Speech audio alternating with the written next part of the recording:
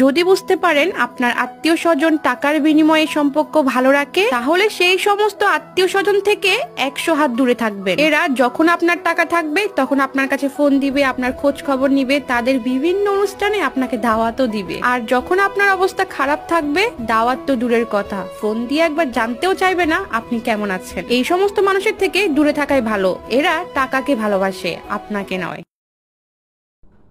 আমি আমার এই রেসিপিটা আলু চপ, আর এই আলু চপে যা যা লাগে তাই দিয়েছি, সাথে বেসন আর চালের গুঁড়া সব একসাথে মিক্সড করেছি। আপনি চাইলে